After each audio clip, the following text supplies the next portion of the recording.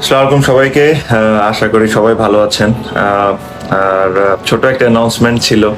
আমি কিছুক্ষণ আগে আমাদের বোর্ড প্রেসিডেন্ট পাপন ভাই আর আমাদের চিফ সিলেক্টর নান্নু ভাইয়ের সাথে আমি ওনাদেরকে ফোন করেছিলাম। ফোন করে আমি কিছু জিনিস শেয়ার করেছি, যেটা যেটা আমি অ্যাকচুয়ালি সবার সাথে শেয়ার করতে চাই আপনাদের সাথে। যেটা হলো, আমি ওনাদেরকে বলেছি যে আমার মনে হয় না যে আমি ওয়ার্ল্ড কাপ টিমে থাকা উচিত, আর আমি basically not available for the world cup.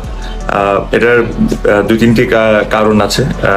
আমার কাছে মনে হয় যে game time is one of the biggest reason আমি বেশ কয়েকদিন ধরে খেলছি না এই ফরম্যাটটা। সেকেন্ডলি ইনজুরি, বাট ইনজুরি আমার মনে হয় না অত বড় সমস্যা, বিকজ আমি আশা করি যে ওয়ার্ল্ড কাপের আগে ঠিক হয়ে যাব। বাট যে জিনিসটা আমার কাছে মেইন জিনিসটা যেটা ট্রিক করেছে, আমার জায়গায় যারা খেলছিল, আমার কাছে কোনোভাবেই মনে হয় না যেটা ফেয়ার হবে তাদের প্রতি যদি আমি হঠাৎ করে এসে ওদের জায়গাটা নিয়ে নিই। প্রবাবলি হয়তো বা আমি ওয়ার্ল্ড কাপ টিমে থাকতাম, আমি আমি এটা জানি না, বাট এটা আমি মনে করি হয়তো বা আমি থাকতাম, বাট আমার কাছে মনে হয় না যেটা ফেয়ার হইতো।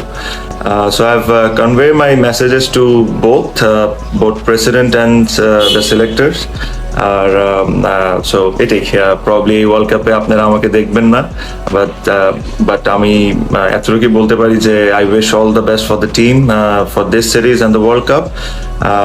আমি একটু আবার ক্লিয়ার করে দিই, আই এম নট রিটায়ারিং, আমি রিটায়ার করছি না, বাট প্রবলি এই ওয়ার্ল্ড কাপটা আমার খেলা হবে না। আর আমার কাছে মনে হয় যে ইটস আ ফেয়ার ডিসিশন। আমার কাছে মনে হয় যারা ইয়াং, যারা ওপেন করছে ন্যাশনাল টিমে, দে শুড গেট, ওরা সুযোগ পাওয়া উচিত, because they have been playing for last 15-16 games, আর ওদের preparation probably will be better than mine. আর আমি সাথে এটাও মনে করি হয়তোবা তারা টিমকে আরো আমার চেয়ে ভালো সার্ভিস দিতে পারবে। আর সামনে তো ইনশাল্লাহ অনেক খেলা দেখা হবে ইনশাল্লাহ সবার সাথে। ভালো থাকেন।